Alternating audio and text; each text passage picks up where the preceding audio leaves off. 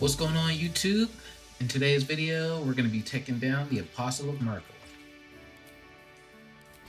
So, as usual, we're going to enchant our main hand weapon with elemental damage using the Drake Throat Glaive. This gives us an extra 1d4 per swing. Next, we're going to throw a Potion of Speed up near Ketheric so that we can haste ourselves later.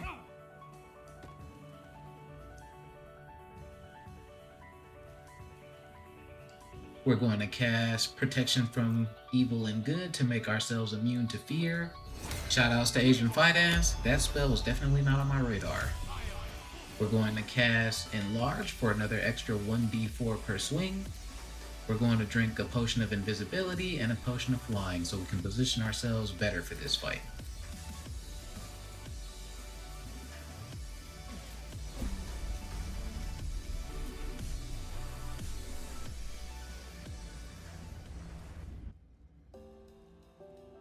So we attempt to get a surprise turn by using our bow to attack Ketheric from stealth.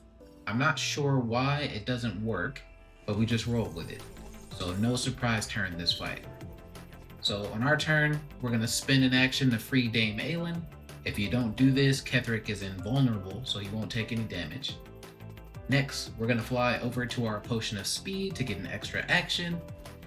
Now we're going to drop a candle and dip our weapon to get some extra damage.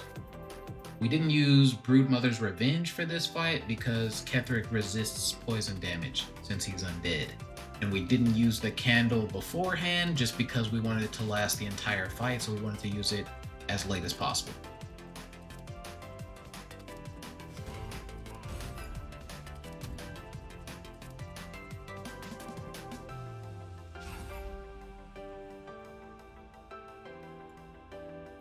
We considered using Action Surge to kill Ketheric this turn. However, we decide against it, and the reason why is because we kind of have a time limit with the Apostle of Myrkul. He summons enemies, he does a lot of damage with his abilities, his legendary action is super strong and refreshes every round, yada yada yada. So we want to save some of our damage for the second phase of this fight. We used Luck of the Far Realms for our crit, and we used Absolute Power from our weapon already on the first turn, so we're running out of resources. It's probably smart to save our Action Surge for the Apostle of Myrkul. Now, in this run, I decided to save Dame Aylin as usual, but in hindsight, I think that was a bad move, since it adds an unnecessary layer of complication to this fight, with having to free her on the first turn, which costs an action. And then for the purposes of the solo run, there's no way that I'm aware of to keep her out of the fight. On top of that, as you can see, the Mind Flayer loves to hit her with Dominate, so she ends up fighting against us anyway. Turn 2, we want to go ahead and finish off Ketheric. Next, we're going to deal with the Mind Flayer. The Mind Flayer has a lot of CC, and we don't want to get stunned in this fight. Besides that, once we kill him, Dame Aylin will be back on our side, which means she'll potentially sponge up some damage for us. Might as well get some use out of her since she's here.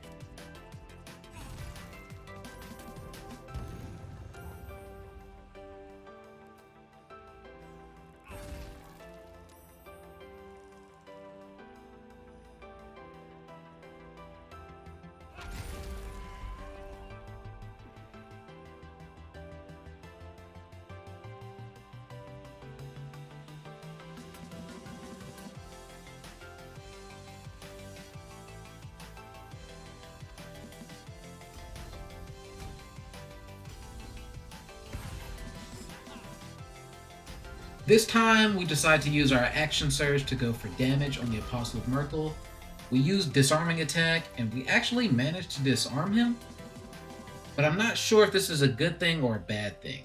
Like, yeah, he doesn't have his scythe, but we're not really afraid of that attack. And now that he's weaponless, we can't use our superiority die, which means less damage for us. If I had thought ahead, I could have respec to get a different battle maneuver, but I forgot to do it before entering the Mind Flayer colony and saving. And you can't go to camp once you're down here. Now, as you just saw, we flew away from the center platform before healing. If you weren't aware, the Apostle of Myrkul has an aura around him, which inflicts Bone Chill, and that prevents healing. So if you need health, like we did there, you want to back up before you use any of your healing items.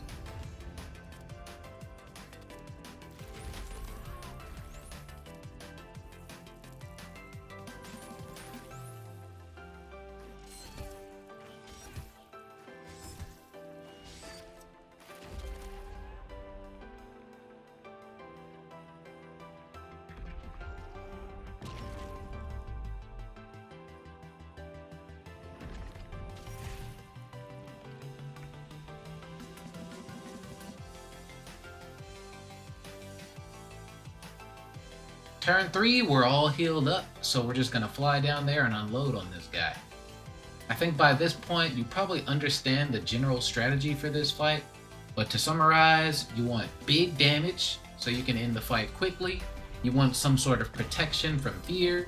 Fear lowers your accuracy and prevents you from moving, which means you'll be stuck in this guy's face with no way to heal.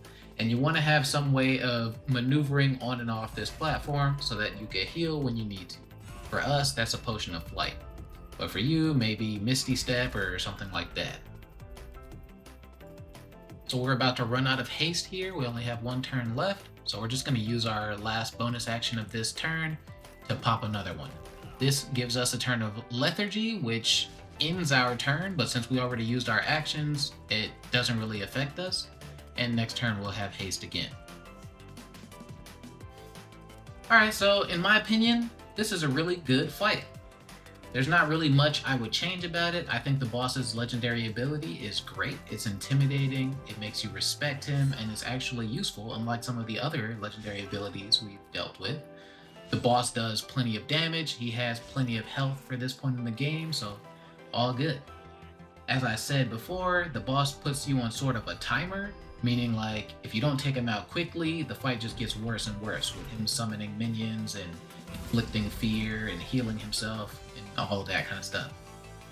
Now, some of you might think we made this fight look easy here, but what I'll say is that we were very well prepared for this fight, and that makes a big difference.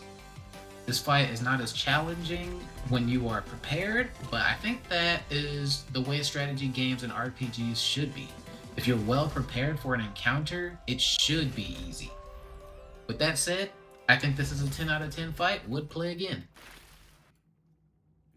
And that's another one down.